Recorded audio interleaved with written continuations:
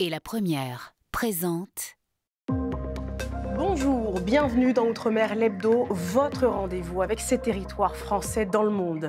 À la une, cette semaine, les conséquences du passage de la tempête Jerry en Guadeloupe.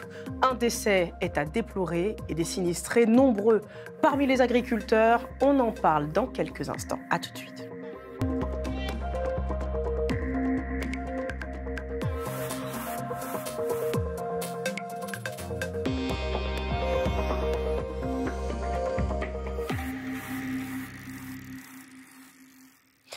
Un automobiliste de 53 ans a été emporté par les eaux lors du passage de la tempête. Jerry a soufflé sur la Guadeloupe, causant d'importants dégâts.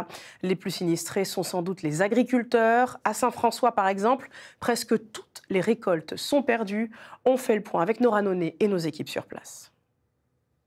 Une marée d'eau et des sols boueux remplacent les productions de pastèques, de tomates ou de courgettes. Conséquence des pluies diluviennes engendrées par la tempête tropicale Jerry. Cet agriculteur, pourtant habitué aux intempéries, est découragé. Mais cette fois-ci, le débit d'eau était vraiment élevé. C'est arrivé jusqu'à nos pieds, là. Donc la parcelle était quasiment recouverte. Ça fait au moins 25 ans que nous n'avons pas eu autant d'eau. Je suis à 13 000 € de pertes, là.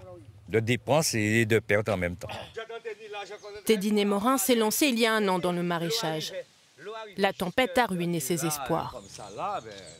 On investit, on attend de récupérer son investissement aujourd'hui. C'est une perte sèche qui se calcule en plusieurs milliers d'euros pour beaucoup de Guadeloupéens.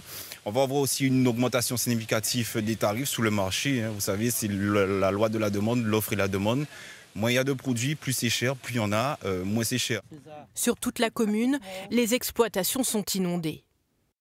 Ça fait 37 ans que je fais l'agriculture. C'est la première fois que je vois autant d'eau comme ça sur Saint-François. Et c'est dommage, il y a beaucoup de dégâts. Saint-François est touché pratiquement à 90%, pour ne pas dire à 100%. On demande que la collectivité de Saint-François déclare cette commune catastrophe naturelle. La préfecture a lancé une mission d'enquête pour évaluer les pertes des agriculteurs sinistrés. Une étape préalable pour déclencher la procédure de reconnaissance de calamité agricole. C'est une première française, le déplacement du village de Miquelon pour faire face à la montée des eaux due au réchauffement climatique. Au chemin des Roses, c'est tout un quartier qui commence à sortir de terre. Depuis la délivrance des premiers permis de construire, pionniers et entrepreneurs travaillent d'arrache-pied avant l'hiver. Le reportage d'Élise Marnet et Claude Arthur. Elle est la toute première maison couverte au chemin des Roses, celle de la parcelle numéro 9. Environ 120 mètres carrés de surface habitable, plein pied, une cave et beaucoup d'huile de coude. Ici, ça va être la cuisine, salle de vie, salon, salle à manger, les chambres plus loin, deux chambres, puis une salle de bain. Mis à part le terrassement, cet ancien entrepreneur a tout piloté lui-même et en famille. C'est-à-dire que je suis du métier, déjà, ça... Puis bon, il faut suivre, si les matériaux sont là, ça va vite. Hein. Chez les futurs voisins, le brouillard s'est levé pour l'arrivée de la bétonneuse. Le coulage des murs commence. Avec lui, la concrétisation d'un rêve. On est plutôt satisfait puisqu'on a mis le premier coup de pelle le 27 août. Nous, on a choisi une reconstruction avec une partie avec les entreprises et une partie auto-construction. Et c'est vrai qu'aujourd'hui, à partir du moment où on fait appel aux entreprises, ils répondent spontanément, les fournisseurs aussi, tout est déjà en stock. Les pionniers ont tous misé sur un habitat moins énergivore. Une fois terminés, les murs en coffrage bétonné devraient approcher les 40 cm d'épaisseur. Des maisons mieux isolées donc, mais aussi plus petites. Pour leur projet, Philippe et son épouse ont diminué la surface habitable d'1/3 et ont opté pour du plein pied. On ne conçoit pas une maison, je pense, à 60 ans, comme on la conçoit à 20 ans. On a essayé de gommer toutes les erreurs qu'on a pu faire dans celle actuelle depuis 40 ans. On en fera probablement d'autres. Entre les travaux entrepris par les ménages pionniers et ceux d'extension des réseaux, le va-et-vient des engins de chantier devrait se poursuivre bon train jusqu'à la pause hivernale. On l'appelle là-bas le rori, le concombre de mer, joue un rôle clé dans les lagons de Polynésie. Sa pêche est encadrée depuis plus de 10 ans, mais une nouvelle filière voit le jour, celle de l'élevage, un secteur prometteur, capable de transformer le rori en ingrédient pour la cosmétique et la pharmacie. C'est le dossier de cet hebdo, il est signé Touloulou Guérard et Dylan Fels. Du coup, ici, nous avons nos 2 espèces de rori que l'on élève. Le rori titi blanc, c'est une espèce qui est endémique d'ici, et le rori titi noir, du coup, qui est endémique de Rimatara, qu'on a dû faire importer pour pouvoir faire une production toute l'année, parce qu'ils ne pondent pas aux mêmes dates.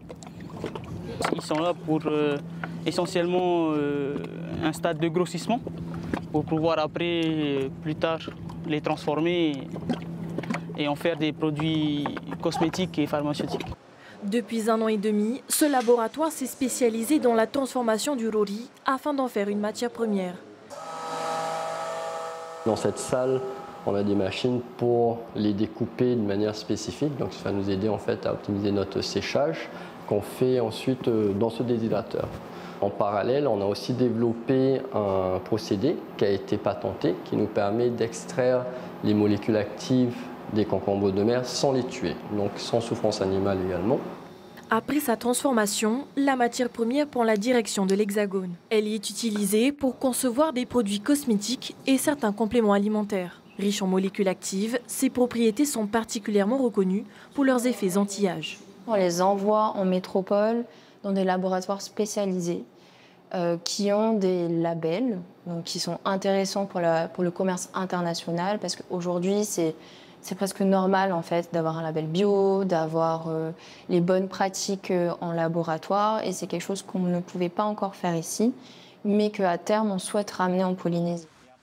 En partenariat avec la commune de Teveyuta, le comité de gestion des Rahui a aussi lancé un élevage de rori en mer. En période d'interdiction, les pêcheurs deviendront aussi éleveurs.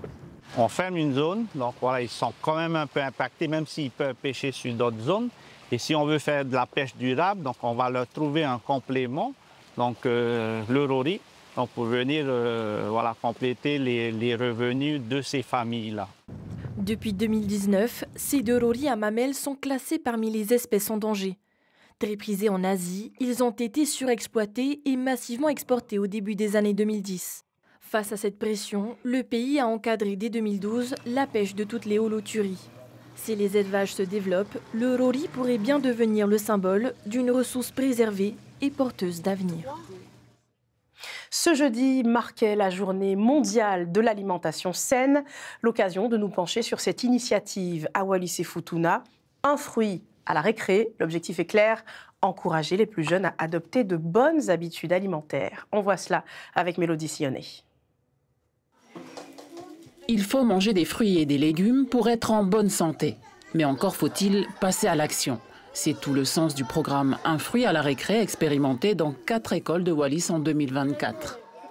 Tous les mercredis et vendredis, on doit toujours manger des fruits. On ne doit plus manger de sucreries, pas de sandwich ni de gâteau. Cette année, le dispositif s'étend aux 7 écoles de l'île, soit plus de 2600 élèves concernés. 1 à 2 fois par semaine, les écoliers reçoivent au goûter des bananes, de la pastèque, de l'ananas, de la papaye, des produits du Fénois livrés par la CCIMA et accompagnés par le service de la prévention santé. La distribution d'un fruit est une mesure éducative qui vise à promouvoir en fait les produits locaux et à faire connaître à certains enfants en fait le goût des fruits. Tout simplement, c'est ce qu'on appelle l'éveil sensoriel. On espère bien créer chez l'enfant un changement de comportement. Derrière cette idée simple, le pari de changer les habitudes alimentaires dès le plus jeune âge, mais aussi de professionnaliser la production locale encore largement familiale. Du côté des écoles, le programme s'intègre aux actions déjà menées sur l'alimentation et la santé. TEPA, école pilote, est aujourd'hui labellisée établissement en santé. C'est un très bon projet pour les enfants parce que je pense que la sensibilisation doit commencer à l'école pour pouvoir le transporter à la maison. Plus d'1 an et demi après son lancement, le bilan est positif. Prochaine étape, étendre le dispositif à Futuna, puis au collège et lycée. Un enjeu essentiel quand on sait qu'un tiers des enfants de Wallis et Futuna sont déjà en surpoids ou obèses. Pour finir, je vous emmène dans les coulisses du parc zoologique et forestier de Nouméa en Nouvelle-Calédonie, un site emblématique, riche de plusieurs centaines d'espèces, mais surtout de femmes et d'hommes passionnés qui œuvrent chaque jour pour préserver ce patrimoine vivant. Découverte avec Natacha Lassos-Cognard et Laura Chintu. Il est 5h30 du matin au parc zoologique et forestier lorsque Marianne Bonzon dépose Kipu, la roussette. La responsable du site l'a surveillée toute la nuit à son domicile. Elle la confie maintenant aux soigneurs. Ça, c'est une roussette qu'on a reçue il y a 16 ans, tout bébé. Et elle est tombée dans sa volière, donc elle s'est fait mal. Si on n'était pas intervenu, on ne donnait pas cher de sa peau, quoi. Voilà, mais il n'est pas content. Ici, les animaux blessés sont pris en charge toute l'année.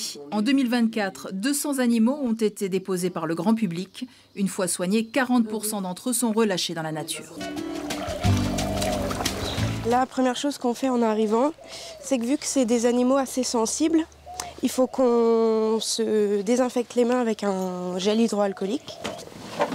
Et ensuite, on va ramasser la nourriture de la veille pour pouvoir nettoyer les plateformes et remettre la nourriture fraîche. Lise Gavin dépose des morceaux de viande dans des cachettes et c'est aux corbeaux calédoniens de les trouver pour les manger. Il y a une famille de corbeaux sauvages qui vit dans le parc et on a pu observer, nous, des échanges entre ceux qui sont à l'extérieur et ceux qui sont dans les volières. Ceux de l'extérieur donnant des outils à ceux qui sont dedans et ceux qui sont dedans leur apportant de la nourriture en fait en échange. Il y avait des corbeaux calédoniens qui étaient très intelligents, mais avant on ne savait pas ça. Et quand j'ai vu ça, ça m'a choqué un peu, mais j'étais intéressée. En 2023, 79 600 personnes ont visité le site. Voilà, c'est la fin de cet hebdo. Merci de l'avoir suivi. Pour le revoir et retrouver toute l'actualité des Outre-mer, rendez-vous sur france24.com et lapremière.fr. Je vous souhaite une belle journée, une belle soirée, où que vous soyez. L'information continue sur France 24.